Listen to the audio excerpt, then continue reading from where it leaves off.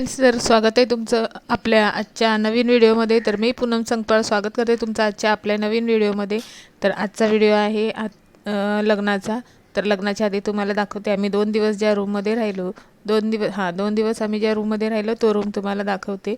तर हा होता तो हॉटेलचा रूम जिथे आम्ही हळदीच्या फंक्शनचं आणि बाकी सगळ्या फंक्शनसाठी थांबलेलो होतो. त्यानंतर सकाळी उठलो, तयारी केली आणि मग निघालेलो आहोत लग्नासाठी. तर तुम्हाला माहिती आहे लग्नाची गडबड कशी असते, त्यामुळे तसंच आमची ही गडबड झाली होती. पण मम्मी पप्पांना पुढे पाठवलेलं होतं, कारण की जे विधी वगैरे असतात ते आईवडिलांची स्थिती जास्त जरुरी असते, म्हणून त्यांना पाठवलं. आम्ही मागे थांबलो होतो. नंतर मग आमचं आवरून आम्ही देखील निघालेलो आहोत. तर हा आहे मस्त असं हॉल जो लग्नासाठी अरेंज केलेला आहे. तर लग्नासाठी काका आलेले आहेत. तर काका रात्री 2:30 वाजता आलेले आहेत. काका गावाहून लग्नासाठी आलेले आहेत. तर मस्त असं सगळं अरेंजमेंट झालेलं आहे आणि विधी देखील सुरू झालेले आहेत. पहिले नवऱ्याकडचे विधी होते, म्हणून मग मम्मी पप्पा वगैरे बसलेले आहेत. त्यानंतर मग ही आहे आमच्या नवरीची एंट्री. सगळे झालेले आहेत विधी, नवरीचे नवरदेवाकडचे दोघांचेही. त्यानंतर मग नवरीची एंट्री झालेली आहे. तर मस्त अशी आमची नवरी आलेली आहे. खूप छान वाटत होते ज्या सगळ्या हे होते, सगळा कार्यक्रम जो होता खूप छान वाटत होतं बघण्यासाठी. आणि कसं असतं ना, म्हणजे असे कार्यक्रम असल्यानंतरच आपण एकमेकांना भेटतो. त्यानंतर तर लवकर भेटणं पण होत नाही. पण काय असतं, काही लोकांचे आपले ॲटिट्यूड असतात. भेटल्यानंतर माणूस 2 दिवस किंवा 2 तासासाठी भेटतो, पण माणूस त्यामध्ये पण आपला ॲटिट्यूडच घेऊन बसतो एकमेकांशी बोलणं सोडून. तर ह्या मस्त अशा अक्षता आहेत लग्नाच्या. तर आता लग्न लागण्याची वेळ आलेली आहे. तुम्ही आता अक्षता बघितल्या म्हणजे तुम्हाला कळलेलंच असेल की आता लग्न लागणार आहे. तर मग लग्न लागण्याची वेळ झालेली आहे. तर मी तर कंटिन्यू वरच होते स्टेजवर. तुम्हाला दिसलेही असेल, पूर्णपणे जरी नसले दिसले तरी थोडीफार का होईना मी दिसलेली असेलच तुम्हाला. त्यामध्ये मी कंटिन्यू वर होते, म्हणून बारक्या बहिणीला सांगितलेलं होतं मोबाईल देऊन की शूट कर. मग तिला बिचारीला जेवढं जमलं तेवढंच तिने शूट केलेलं आहे, कारण तिच्याजवळ बाकीच्या पण गोष्टी होत्या, ज्या दागिने वगैरे होते, त्याची बॅग वगैरे पण तिला सांभाळायची होती. तर मस्त असं वरमालाचा कार्यक्रम झालेला आहे, म्हणजे हार घालण्याचा जो कार्यक्रम आहे तो देखील आता हा झालेला आहे. तर नवरीला मस्त असं उचलून घेतलेलं होतं. त्यानंतर मग हे आता पुढचं जे आहे ते चाललेलं आहे. तर हे नवरदेवाचे नवरीचे मम्मी आणि पप्पा आहेत. आणि हा बघा आमचं छोटू. हे छोटू आमचे दोन्ही वर होते मस्त मस्ती करायला. तर आता जे मंगळसूत्र होतं ते दिलेलं आहे मंगळसूत्र घालण्यासाठी.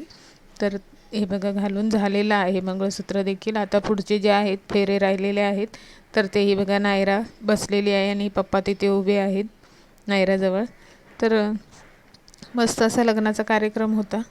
कंटिन्यूस असं खाण्यापिण्यासाठी देखील होतं, म्हणून माणूस जास्त बोर होत नव्हता. तर काय आहे ना, व्हिडिओ काढणारं आमचं एवढं छान होतं की ते काय व्हिडिओ शूट करत होतं त्याचं त्यालाच कळत होतं. बघा, ॲक्च्युली मी तिला बघण्यासाठी आहे ना मुद्दाम ठेवलेलं आहे की तिला बघितल्यानंतर कळेल तिने काय शूट केलं आहे म्हणून. तर तिने बिचारीने तिची मेहंदी दाखवलेली आहे सगळ्यांना.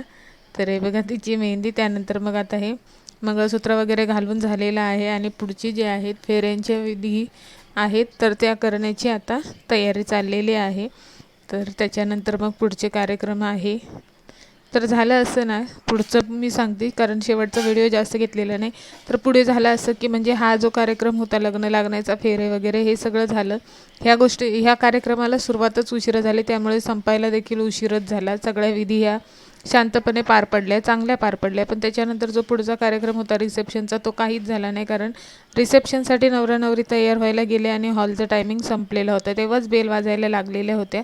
त्यामुळे मग पुढचा जो कार्यक्रम आहे तो सुरू होण्याआधी नवरा नवरी जेव्हा रेडी होऊन आले रिसेप्शनचा ड्रेस घालून, तर त्यानंतर मग हे की नाही हॉलच्या लाईटी वगैरे बंद झाल्या होत्या. त्यामुळे मग पुढचं काहीच कार्यक्रमही झाला नाही आणि शूट देखील झाला नाही. फक्त आम्ही घाई गडबडीने त्या अंधारातच जे फॅमिली होतो ते फॅमिली दोन्हीकडच्या फॅमिलींनी जाऊन जेवण एकत्र जाऊन केलं. आणि मग नंतर मग पुढचं जे आहे त्यांनी आम्हाला 10 मिनटाचा टाईम दिलेला. तेवढ्या वेळात आम्ही जेवून आणि हे करायला गेलो. बॅगा वगैरे ज्या होत्या त्या आम्ही इकडे आणलेल्या होत्या, नवरदेवाचे कपडे वगैरे ते सगळं, किंवा इथे कोण कोण तयार झालं ते सगळं बॅगा होत्या त्या सगळ्या गोळा केल्या आणि मग आम्ही बाहेर थांबलो होतो. कारण बाहेर ना दुसरी वरात लगेच आलेली होती. दुसरा जो नवरदेव होता त्याची वरात आलेली होती. त्यामुळे मग आम्हाला कळलं की पुढच्या हॉलसाठी त्यांनी एवढी घाई गडबड का केली. आणि बरोबर आहे, आम्ही ॲक्च्युली रिक्वेस्ट पण केली होती खूप वेळ त्यांना की 10 म्हणजे आम्हाला अजून वाढवून द्या टाईम, पैसे त्याचे एक्स्ट्रा घ्या, पण त्यांचा पुढचा लग्नाचा जो कार्यक्रम होता तो असल्यामुळे त्यांना हॉल वगैरे साफ करायचा होता. तर आता मस्त असे फेरे चाललेले आहेत, तर फेरे चाललेले आहेत दोघांचे. तर हा फेऱ्यांचा कार्यक्रम सप्तपदी जे आहे ती चाललेले आहे. त्यानंतर मग फोटो सेशन. तर झालं असं की पुढचे जे कार्यक्रमासाठी त्यांनी बिचाऱ्यांनी एवढे महागाचे कपडे वगैरे घेतलेले होते रिसेप्शनसाठी, पण रिसेप्शनच्या कपड्यांच्या याच्यावर त्यांचं फोटोशूट काहीच झालं नाही. त्यामुळे त्या दोघांचाही मूड ऑफ झालेला होता. आमची नवरीबाई पण थोडी रुसली होती त्यामुळे. तर मग काय आता करणार काय ना, जर वेळच नसेल भेटत आपल्याला तर करू काही शकतो आपण. त्यामुळे आणि हे खूप असा धूर झालेला होता म्हणून दोघंच्या दोघं तिथे खूप हे झालेलं वैतागलेले होते. तर म्हटलं असे रडत नाहीत ना, हल्लीच्या नवरी जास्त रडत नाहीत, म्हणून मग हे असं धूर करतात त्यांना रडण्यासाठी. तर ॲक्च्युली जास्त लांब जाणार नाही आहे ती, म्हणून मग तिला पण एवढं काही वाईट वाटत नव्हतं, कारण तिच्या घराजवळच त्यांनी घर घेतलेलं आहे, म्हणून मग एवढं काही टेन्शन नाही आहे. तर ह्या लग्नात नवरी जास्त नवरीकडचे जास्त इमोशनल नव्हते, पण नवरदेवाकडचे होते, कारण नवरदेवाचं याने जे घर घेतले ते थोडंसं लांब आहे. त्यामुळे मग मम्मी थोडीशी हे झालेली होती की मुलगा आता लांब जाणार राहण्यासाठी. त्यामुळे मग मम्मी हे बघा हे अंधार झालेला होता, त्यामुळे मग हे का नाही अंधारात तिचं फोटोशूट हिच्या आत्याने केलेलं. आत्या आणि तिचे पप्पा आलेले होते लग्नासाठी. लग्न लागलं तेव्हा ते आले, तर त्यांचं देखील काही व्हिडिओ शूट केला नाही, कारण आणि माझी जोडी लाखात आहे. अरे अरे अरे